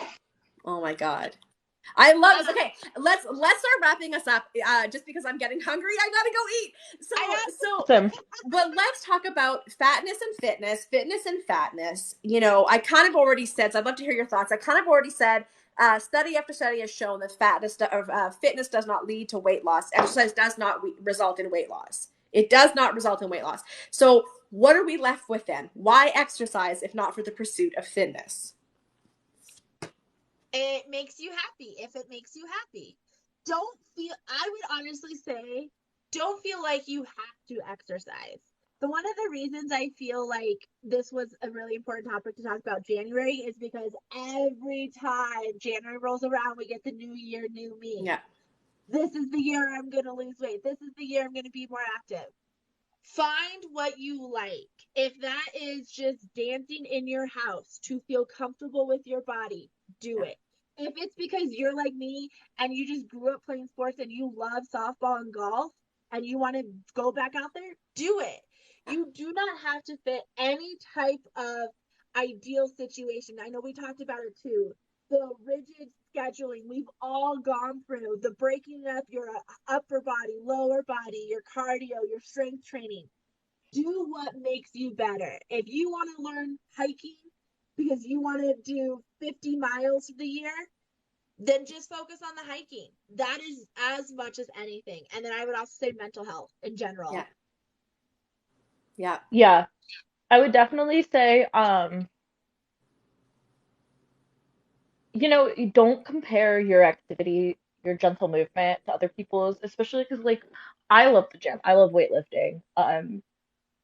I was pretty privileged to have had a personal trainer when I was really young because my doctor was like, "Your daughter's fat, get her a personal trainer." Um, and then he taught me like the skills that I like. I now have the confidence for life to like walk into a weight room. But like you can bike, you can hike, you can I did roller skating when I first gave up dieting because I like didn't want to walk into a gym, so I just started roller skating for a while. That was my thing. Um, and also just like gosh, follow other fat people that do fitness. Yeah. Because honestly, like shout out to Reina who does yoga on this app. Yeah. She literally taught me where to put my belly in certain yoga positions, and that Yes. was the difference between me doing and not doing yoga. Yeah. It's like I didn't know where to put my belly because who's the other really popular girl on YouTube that's straight sized? Uh, Oh, is Adrienne. it okay? Great. She's great. But like she's straight sized. So like certain poses my belly like literally doesn't physically fit. yeah. And Reina taught me how to like adjust. Tiff Um Crow does that as well. Tiff Crow also does like she'll do compare side by side. So like a person in a straight size body doing a yoga pose, and then she'll show you the accessible way, or for if you've got a fat tummy way. Yeah, That's awesome. So yeah, Yeah. definitely whatever you might be a little interested in, find someone fat on TikTok or Instagram, or there's always gonna be like five accounts, like five fat roller skaters, five fat Yes. skateboarders. yeah, Follow them and just like consume them, and it really does fucking help. yeah, Which 2 points to go off of. Moxie in my comment said comparison is the thief of joy, 100%. Fuck yeah. And two, I think that's why it's so important to, we had talked about this too, right? Creating the For You page for you. If you don't want to see something, don't see it. Hit not interested, scroll. There's so many plus size people who talk about how hard it was to get anything diet off their For You page. And then when all of the drama occurred last week with that one creator, they were like, It brought now a the lot For back. You page is filled with diet stuff. Yeah. Set your boundaries. Also, I'm so sorry. What? Don't scroll the FYP. Can I tell you, if you just scroll your Following? those people Yes! stitch other people. They will stitch and duet the people you want to follow. Yes. And that's the thing. Make sure you're surrounding yourself with people who are in the same, not the same community, but in the same headspace. If you want to lose weight, then, go follow people who understand what the struggle is you're facing. Oh, Don't can be I add someone who's something? like, oh yeah, go ahead. Uh, Also, okay, because I just have to say it because we're all like white femmes. Don't just follow fat people that Yes. look like you. Yeah. Follow fat people with your interests in more intersections than you. Yeah. So fat disabled people, fat black people, um, fat immigrants, like stuff like that. Because Yeah. like a really good account to follow, Crutches and Spice, Yes. Imani, Yeah. she does like fat and disability activism. Like, God, she has opened my mind so much because she's also like really educated in marketing. So she like calls out marketing stuff sometimes and I'm like, "Oh my God, that was so smart." So also follow people with more intersections, particularly black women. Yeah. Yes. They know everything. Like they call It's everything true. early. And it's They see everything like, coming. and let's be honest, there would be no fat movement, there would be no real fat community if Yeah. it hadn't started with black women first, Yeah. if Yeah. it hadn't been with them creating the space. And I think it's so in our head sometimes we feel like, oh, we want to follow the person of the body or the person we want to be, but a lot of those people, and I say this all the time about the self-love community, even as I like somehow center in that community a lot, I hate that community a lot of the time. Because a lot of the people who are telling you certain things are either repeating the same thing over and over again because they don't experience themselves. They don't know what it feels like. Like we talked about, I don't do yoga because A, I didn't know where to put my belly, and B, I have horrible back issues because I just have big tits. And Yeah. it makes laying on my back so uncomfortable.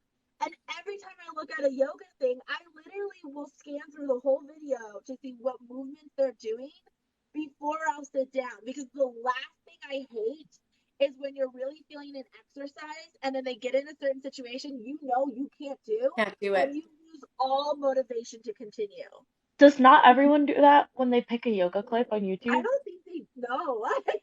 I don't like. I've given up on yoga because I actually it's so funny because I talked about this on my live today, my live workout, which is like if your yoga instructor is not size inclusive and teaching modifications for all bodies, they're garbage and don't follow them and go follow plus size or size inclusive yoga instructors. Same with I love I'm assuming everyone here follows Wellness by Nora, like, Yes. and she does like accessible Pilates, mat Pilates, right? But there is this one creator and I can never remember her name, and she does yoga, and I know it starts with an F.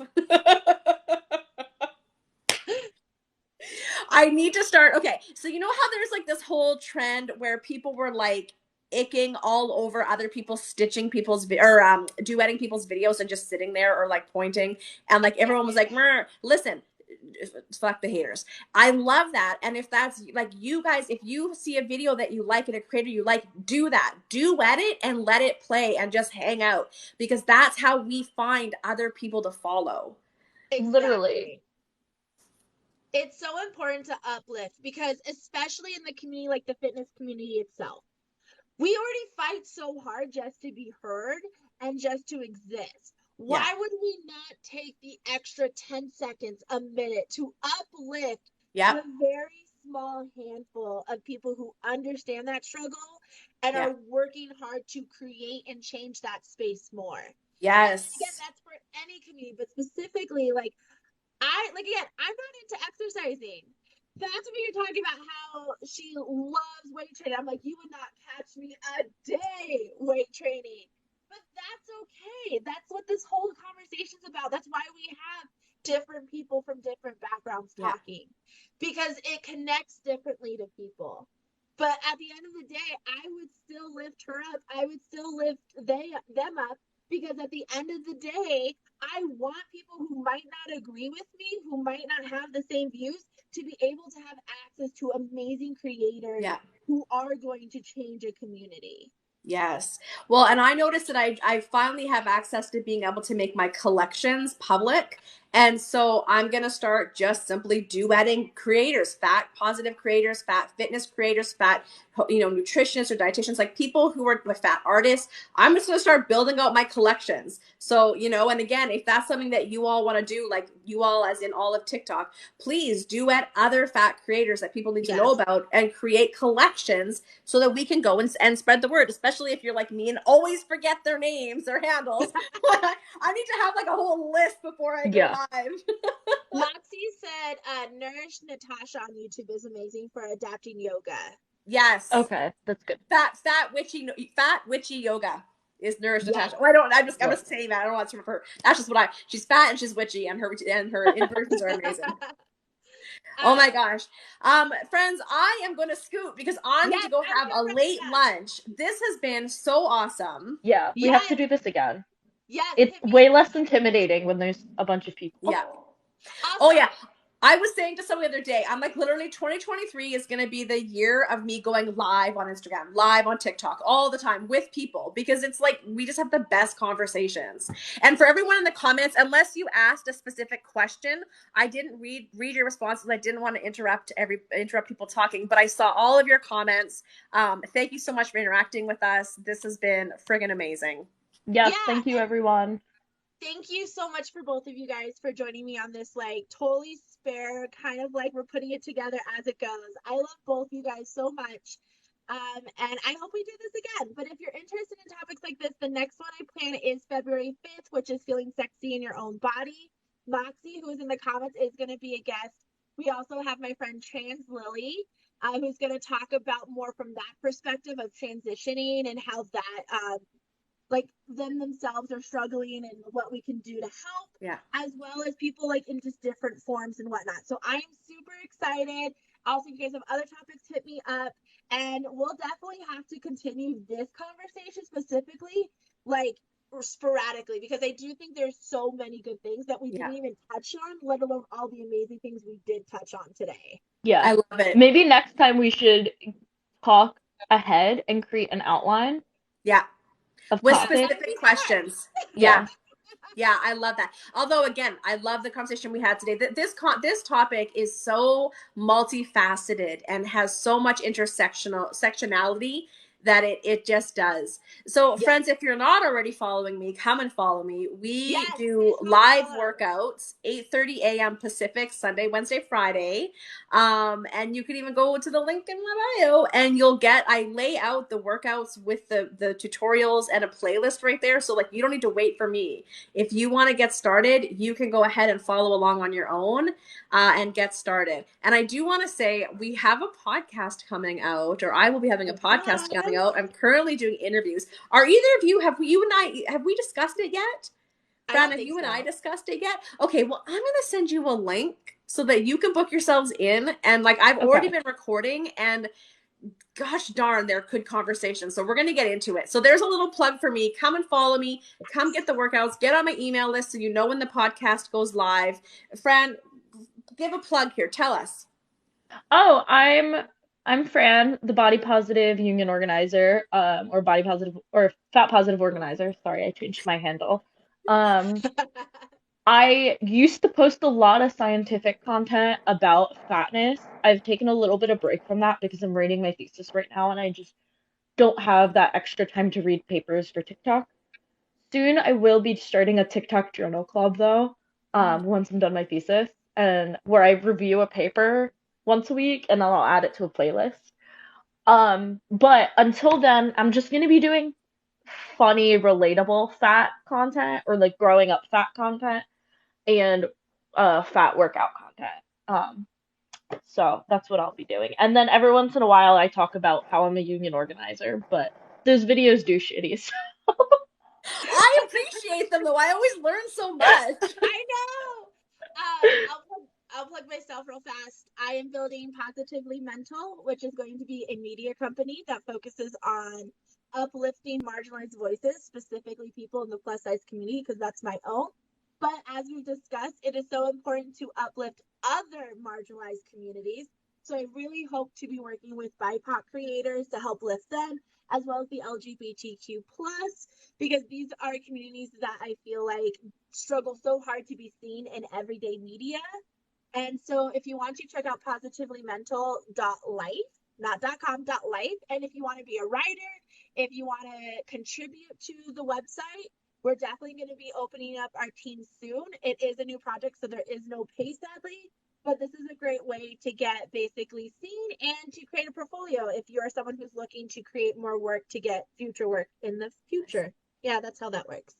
Oh, Yeah. dude, I want to start writing pop sci articles like Yeah. health Yeah, once I finish my PhD. So let's talk. Yeah. you guys are always included.